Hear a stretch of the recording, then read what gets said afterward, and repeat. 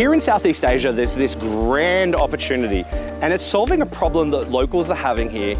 Over 289 million locals, in fact, in Southeast Asia have this problem. And it's not proper access to banking and financial services. The reason they have this is because they were born into families where it wasn't important to get a birth certificate. It wasn't important to get a passport, because you just grew up in your beautiful, lush seaside country, which had some of the best food in the world. And you didn't really have maybe the value to go and travel the world. What you cared about was your family and doing things that just, were beautiful, luxurious lifestyle kind of things in your backyard.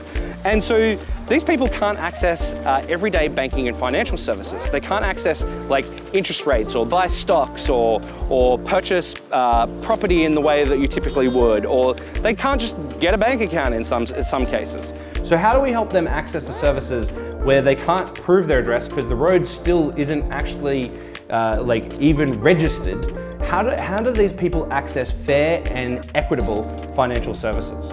So right now, what's interesting is these people are still going about their day-to-day lives. They still have businesses, they still earn money, they still do all of these things without these documents. So what they're doing is they're using their social networks here on the ground, and they're crushing it. They are doing remittances. They are accessing these sorts of products and services already through decentralized finance ways. And here's how it happens on the ground. I don't know if you've ever had this experience, but I remember having this experience of going to Thailand. It was my first ever holiday overseas. And I was sitting on the beach, drinking a coconut, getting my feet massaged, and the lady was asking me questions like, what am I doing while I'm here? And I said, well, I'm gonna rent a motorbike, I'm gonna go up the coast, I'm gonna stay in a place, I'm gonna do a couple of things. And she started spitting out all these different things. She's like, well, my brother can rent you a motorbike, and this guy can do this, and this guy can do this. In Southeast Asia, if you ask someone, like, where do I get X? They have this like social network where they seem to know they seem to know within 2 seconds where you can get that thing you're looking for.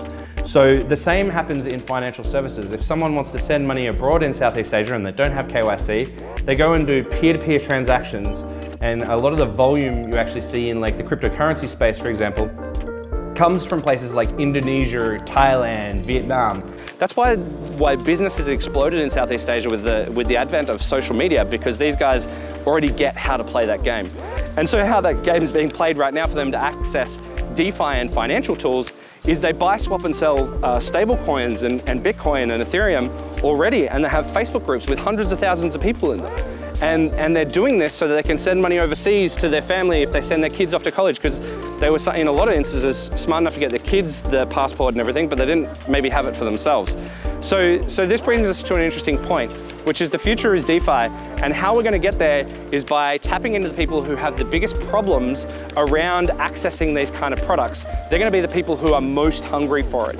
So we need to go where the urgency is, and the urgency is where people have no ID, no access to these services already, and they want to have a better, brighter future. There's this huge opportunity in Southeast Asia right now to really leverage the next wave after the remitting and payments.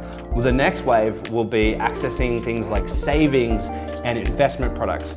So right now, the way a family saves in Southeast Asia is they save typically in like US dollar or gold, and they keep money at home in the safe. And this is so that they can, they have a saying, when you go, the profit goes. So they keep the money with them. That's one of the things they do here in Southeast Asia. So you want to make sure that you give these people opportunities to be able to still be the custodian of their money. So with DeFi, they can have it on their phone, and they have where they go, the profit goes. And they have the ability to earn, say, interest on their phone right there with the money that's in their smart device. And as we know, smartphone penetration is much, much bigger than identity penetration in these regions.